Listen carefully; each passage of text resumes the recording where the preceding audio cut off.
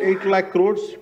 On June 7th, from Visakhapatnam, Honorable PM Sri Narendra Modi ji inaugurated and announced 2,08,548 crore worth of development projects, including Visakha Railway Zone for strengthening and connectivity and boosting regional transportation, Green Hydrogen Hub and Bulk Drug Park, positioning Andhra Pradesh as an industrial core leader, Chris City in Krishnapatnam Industrial Area, Tirupati District, enhancing economic opportunities, various national highway and railway projects improving infrastructure and connectivity, Urvakal Industrial Corridor driving employment generation in Rayalaseema region and reducing migration.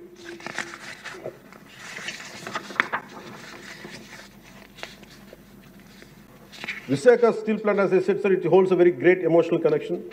I'm grateful to Honorable PM for understanding and allocating funds for additional supporting, increasing its financial support from 620 crore to 8,620 crores for 24-25 and 3,295 crore for 25 and 26, ensuring its revival and profitability.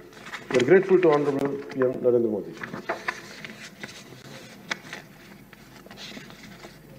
The central government has actively promoted regional heritage through Mann Ki Baat and pilgrimage rejuvenation and spiritual heritage augmentation drive initiative, which is called, in short, the acronym is PRASAD initiatives.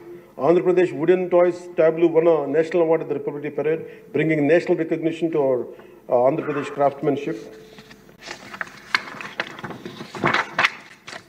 Commitment towards Vikasit Bharat 2047 on behalf of 5 crore Andhra Pradesh people. We express gratitude to Honorable PM Sri Narendra Modi ji for his unwavering trust in our state government under the leadership of Sri Nara Chandrababu Naidu garu. Under his visionary leadership, Andhra Pradesh is committed to contributing towards a $2 trillion economy as a part of Vikasit Bharat 2047. We all will work relentlessly to achieve Swarnandhra 2047, ensuring a prosperous and a developed Andhra Pradesh. Employment generation through Narega, the central government has allocated 5,621 crore under wage component and 3,233 crore under material component through Narega, which has generated 22.04 crore working days and provided employment to 73.27 lakh laborers, ensured 100 days of assured employment for 3.23 lakh families. Development of Amaravati and building a world-class capital. The YCP government neglected the construction of Amaravati and misused and diverted central funds, leading to uncertainty and loss of investor confidence. Due to the lack of stable government and clear policies, many international companies refrained from investing in Andhra Pradesh. The newly formed NDA government is committed to developing Amaravati as a world-class capital under the leadership of Sri Nara Chandrababu Naidu garu. So for this, central government has sanctioned 15,000 crore and assured continued support for timely completion of the capital. This will not only accelerate the state's growth, but also attract top global companies, creating a strong and economic and industrial ecosystem in the state of AP.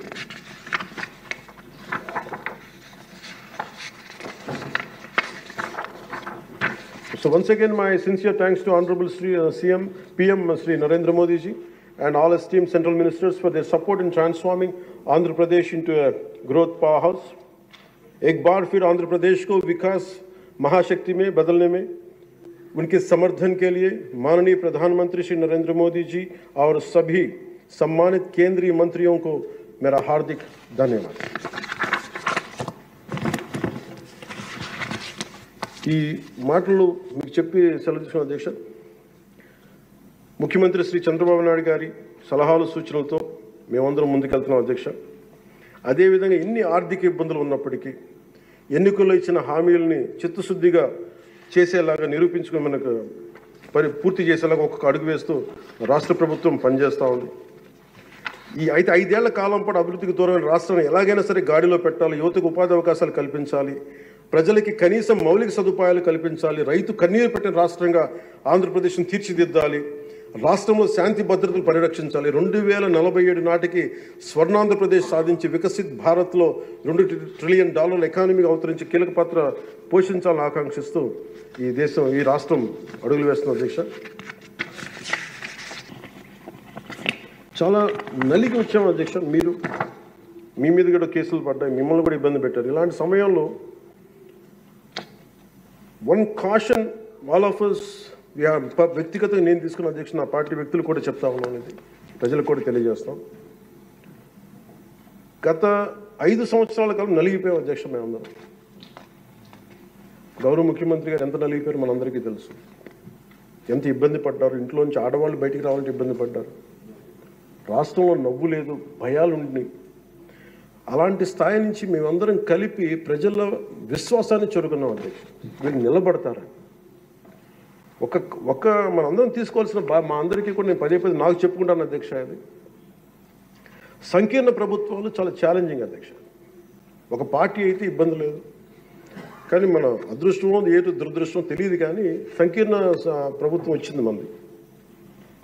అది ఎటు తీసుకున్నా కానీ our commitment is for people అధ్యక్ష. ఎన్నిసార్లు కూడా చాలాసార్లు గౌరవ ముఖ్యమంత్రి గారికి నాకు నన్ను ఇబ్బంది పెట్టి చాలామంది చాలా రకాల వ్యాఖ్యలు చేసినప్పటికీ కూడా మేము ఎందుకు బలంగా కలిసి ఉంటాం అనడానికి ఇది వారి గురించో నా గురించో లేదంటే లోకేష్ గారి గురించి ఇంకెవరి గురించో కాదు. ఇది we have committed for people అధ్యక్ష. మేము ఆంధ్రప్రదేశ్ ప్రజల కోసం మేము నిలబడి ఉన్నాం అధ్యక్ష. ఇబ్బందిగా ఉంటాయి కొన్ని కానీ సంకీర్ణ ప్రభుత్వం కలిసి లేకపోతే మటుకు ప్రజలకి మేము ద్రోహం చేసిన వాళ్ళం అధ్యక్ష. ఎట్టి పరిస్థితుల్లో కూడా అధ్యక్ష మేము మీకు మాటిస్తున్నాం, ప్రజలకు మేము మీ ద్వారా మాటిస్తున్నాం. మాలో ఎన్ని ఇబ్బందులు ఎన్ని ఇట్లాంటివి వచ్చినా ఎవరైనా మాట్లాడిన గౌరవ సభ్యులు ఎవరైనా మాట్లాడిన మేము ఇట్లా అధిగమించి ప్రజల్లో మన్నను చూరుకొని 15 సంవత్సరాలు ఖచ్చితంగా మా ఎన్డీఏ ప్రభుత్వం ఉంటుంది. ఎన్ని ఇబ్బందులు ఉన్నప్పటికీ కూడా కింద పడతాం మీద పడతాం, అవి మా ఇంటి విషయాలు అధ్యక్ష. అవి మన ఇంటి విషయాలు, అవన్నీ మన ఎన్డీఏ కూటమి విషయాలు, మన కుటుంబ విషయాలు. కింద పడతాం మీద పడుతున్నాం, ఒక మాట అనొచ్చు ఇంకోటి అనొచ్చు, నాకు ఏం అభ్యంతరం. కానీ ఇంకొకసారి మటుకు గవర్నర్ గారికి గౌరవం ఇవ్వని వ్యక్తుల పార్టీ మటుకు ఈ సభలో అడుగు పెట్టకూడదు, వాళ్ళకి కూడా అధికారం రాకూడదు. దీంట్లో మనం ప్రజాస్వామ్యం కేవలం ఎన్నికల విజయాలతో పరిపూర్ణం కాదు అధ్యక్ష. మంచి పరిపాలన అందించాలంటే జవాబుదారీతనంతో కూడిన చర్చలు అవసరం అధ్యక్ష. ప్రతిపక్షం అనేది లేదు. నేను చెప్పాను, మాకంటే ఒక సీట్ వచ్చినా మీరు ప్రతిపక్షంలో కూర్చున్నారు కానీ నేను సంతోషంగా ఉంటానంటే పాపం లేదు. మీ ప్రజలు మీకు ఇవ్వలేదు అవకాశం లేదు. మాకు దామాషా పద్ధతి ప్రకారం పర్సంటేజ్ ప్రకారమే మాకు ఓట్లు మాకు ప్రతిపక్షం కావాలంటే they should go to Germany అధ్యక్ష. అక్కడ ప్రాసెస్ ఉంది, అక్కడ ఫెసిలిటీ ఉంది, అక్కడ సౌలభ్యం ఉంది. మీరందరూ తలా ఒక కాంట్రిబ్యూషన్ చేసుకుని సభ్యులందరూ వాళ్ళకి కూర్చొని ఫ్లైట్ టికెట్ వేసి పంపిస్తాం అధ్యక్ష. అంటే ఇక్కడ మనకున్న అంటే మనం సరదాగా మాట్లాడుకున్న మనకున్న బాధ్యత, మనమే అధికార పార్టీ, మనమే మన గౌరవ ముఖ్యమంత్రి గారు చెప్పారు అధ్యక్ష, మనమే ప్రతిపక్షంగా కూడా ప్రవర్తించాలని. అంటే నిర్మాణాత్మక ప్రతిపక్షంగా యాజ్ ఎ కాన్షియస్ కీపర్గా. సింగపూర్లో మనకు తెలిసి PIP people's action party which is initiated by great leader Lee Kuan Yew, స్వీయ నియంత్రణ కోసం వాళ్ళు అధికారంలో ఉండటం కారణంగా స్వీయ నియంత్రణ కోసం అధికార పార్టీలోనూ విభిన్నమైన అభిప్రాయాలతో కూడిన చర్చలు చేస్తారు అధ్యక్ష. భారతదేశ స్వాతంత్రం వచ్చాక పార్లమెంటు మొట్టమొదటి సమావేశ సందర్భం ప్రస్తుత సభకి ప్రజలు ఇచ్చిన తీర్పును ప్రతిబింబిస్తుంది. అప్పుడు ఇతర పార్టీ నుండి గెలిచిన అంబేద్కర్ గారిని న్యాయశాఖ మంత్రిగా నియమించారు. ప్రతిపక్ష జనసంఘ చెందిన శ్యాంప్రసాద్ ముఖర్జీ నెహ్రూ గారు మంత్రివర్గంలో చేర్చుకున్నారు.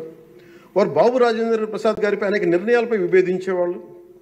ఎమర్జెన్సీ తర్వాత వచ్చిన ప్రభుత్వంలో కాంగ్రెసేతర పక్షాలు వాజ్పేయి గారు కానీ మొరార్జీ దేశాయ్ గారు కానీ చరణ్ సింగ్ గారు విభిన్నమైన పక్షాలు భాగస్వామ్యం అయినాయి. నేటి ఆంధ్రప్రదేశ్ పరిస్థితి స్వాతంత్రం సిద్ధించిన తర్వాత లేక ఎమర్జెన్సీ తర్వాత దేశ పరిస్థితిని గుర్తు చేస్తున్న అధ్యక్ష. రెండో ప్రపంచ యుద్ధంలో కూడా బ్రిటన్కి జాతీయ ఐక్యత అవసరమైనందున లేబర్ పార్టీ నాయకుడు అట్లీ చర్చిల్ సంకీర్ణ మంత్రివర్గంలో మంత్రి అయ్యారు. మా పార్టీ మా కూటమి పాత తరం విలువలతో కూడా రాజకీయం చేస్తాం అధ్యక్ష. అందుకే ఈ ఇబ్బందులను మేము నిలబడతాం. ఇలాంటి విపత్కర పరిస్థితుల్లో నేషనల్ రీకన్సిలియేషన్ క్యాబినెట్ అని అన్ని పక్షాలతో క్యాబినెట్ ఫామ్ చేస్తారు అధ్యక్ష. ఇప్పుడు మన రాష్ట్రంలో ఉన్నది స్టేట్ రీకన్సిలియేషన్ క్యాబినెట్ అని చెప్పొచ్చు అధ్యక్ష. ప్రతిపక్షంగా ఉండాల్సిన వాళ్ళు ముఖం చాటేస్తున్న ఈ సందర్భంలో అధికార పక్షం ప్రతిపక్షం కూడా మేమే అధ్యక్ష. ఇది ఒక్కోసారి మాలో మేము ఉదాహరణకి టీటీడీలో ఒక తప్పు జరిగింది అధ్యక్ష. చిన్న పాలనా ఇష్యూ, అది కొన్ని ప్రాణాలు కోల్పోయి ఆ రోజు నేను వాళ్ళందరికీ వెళ్ళి క్షమాపణ చెప్పాను అధ్యక్ష. దేనికంటే ఇది నాకు సంబంధం లేదు అని అనుకోవడం కాదు.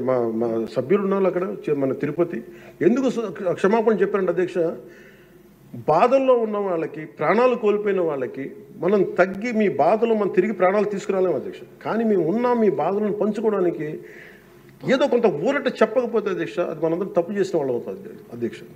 మనం ఆ రోజున తప్పు చెప్పకుండా ఉంటే, ఆ రోజు మనకి సారీ చెప్పకుండా కనుక ఉండుంటే అధ్యక్ష, వాళ్ళని బలం చేసిన వాళ్ళు అవుతాం, వాళ్ళు బలం పెంచిన వాళ్ళు అవుతాం అధ్యక్ష. ఎట్టి పరిస్థితుల్లో కూడా 11 సభ్యులుండి వాళ్ళు ఇంకా ఇంత గోల చేయగలుగుతారంటే వాళ్ళకి ఒకటి పెరిగితే ఎంత గోల చేస్తారో మనం అందరం కూడా ఆలోచించాల్సిన అవసరం ఉంది. సో మన విభేదాలు విభేదాలు ఉంటాయి. తల్లికి పుట్టిన బిడ్డలకి విభేదాలు ఉంటాయి. మనందరం రకరకాల పార్టీల నుంచి వచ్చాం, రకరకాల పరిస్థితులు. కానీ మనందరం కమిట్మెంట్ ఫర్ ఎ వికసిత ఆంధ్రప్రదేశ్, స్వర్ణ ఆంధ్రప్రదేశ్. గౌరవ ముఖ్యమంత్రి గారు ఎందుకు నాకు అంత గౌరవం అంటే, ఒక పార్టీ నడపడం ఎంత కష్టం నాకు తెలుసు అధ్యక్ష. 4 దశాబ్దాల నుంచి నేను ఒకవైపు ఆయన చంపి ఆయన ఇబ్బంది పెడతా ఉంటాడు. సార్ నాకు ఇది కావాలి, మాకు డబ్బులు ఇవ్వండి. డబ్బులు నా కోసం కాదు, నేను అడిగేది ఏం అడుగుతాను, రోడ్లు కావాలని అడుగుతాం. లేదంటే గౌరవ సభ్యులందరూ నాకు రోజు మా పంచాయతీలో రోడ్లు లేవు, ఈ ఇబ్బందులు ఉన్నాయంటే ఫైనల్గా మళ్ళీ నేను వెళ్ళి ముఖ్యమంత్రి గారే చేయి చేస్తాను. ఆయనేమో పయ్యావుల కేశవ్ గారి వైపు చూస్తారు. ఉదాహరణకు మీకు ప్రతిసారి ఇబ్బంది ఉంటుంది అధ్యక్ష. కానీ వీటన్ని అధిగమించాలంటే we have to show hour collective commitment and leadership to the state of Andhra Pradesh and to it's people.